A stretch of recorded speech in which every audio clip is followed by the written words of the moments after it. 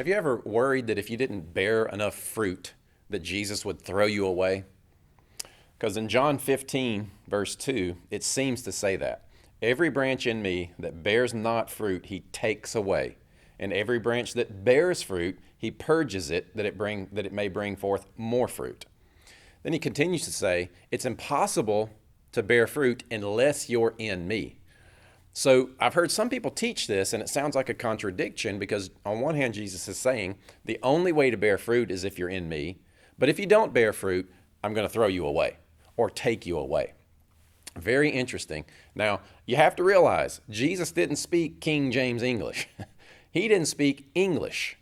So the original text is what we have to go back to in this. Now, I'm not saying that the Bible is wrong. I'm not saying that it's fallible. I'm just saying that some of our English translations get some things wrong, some phrases wrong.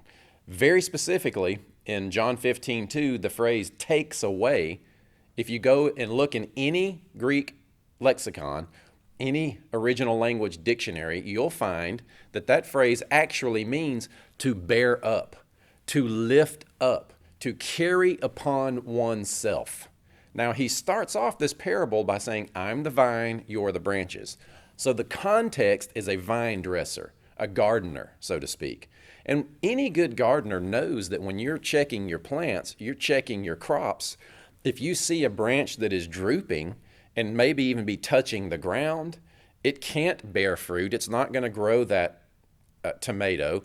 What you do is you lift up that branch, you stake it up, you give it support because it can't stand on its own until it grows healthy enough and strong enough to stand on its own. Now, the parable stops there because Jesus doesn't leave you to stand on your own. He's never going to leave you. It's just that in your weakness, you can depend on his strength to stake you up. See, God is not looking for a reason to throw you away. God is looking to you, and when he sees weakness, man, he starts to inject grace into that area of your life. But it's your choice to let that grace bear fruit by faith in your heart. He doesn't just show up and make you take grace. When you are weak is the time that you need to turn to him, weak in sin, weak in faith, whatever it is.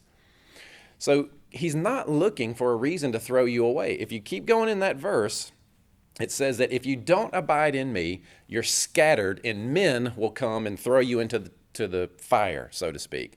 It's men that throw you out when you're scattered if you're not abiding in him. It's not God doing the scattering. It's saying, look, you need to be in me.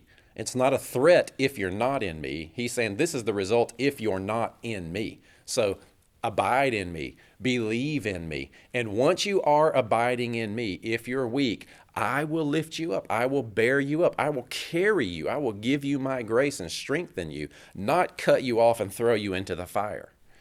Jesus can be trusted. He is a friend. He is a comforter. He comes to fluff your pillows, so to speak, in him. See, we need to learn the art of resting in him while we're laboring in this world to work out salvation. In other words, experience outwardly the salvation that he's given us inwardly, to face what's going on in this world, to face the difficulties in relationships and in our jobs. You can rest knowing your identity in him, knowing that he is for you, knowing that he is giving you grace and lifting you up, and then living from that place and facing any challenge, knowing that he will always be there to always help you, to always lead you and guide you into truth and comfort you and give you strength. So this week, when you're facing your challenges, look inward to him. Seek the kingdom inwardly. Look to Jesus on the inside of you. Learn to open your heart. Stop living this external Christianity, looking for him to show up and trying to interpret what he's doing in your life through external situations. Look inside to him. The kingdom of heaven is within, to flow out of you. His grace is more than enough in any situation that you find yourself in, and he is a good father. He is a good gardener. He is a good vine dresser that comes along and looks for your weaknesses, not to point out faults, but to stake them up and strengthen you when you can't stand on your own. Be sure to subscribe to our channel below so you don't miss any of our videos. There's also a free gift for you in the description, as well as a link to our church and a link to my personal website. with my blog, lots of free messages, great articles. I pray those inspire you to trust God and root you deeper in your identity in Christ. God bless you.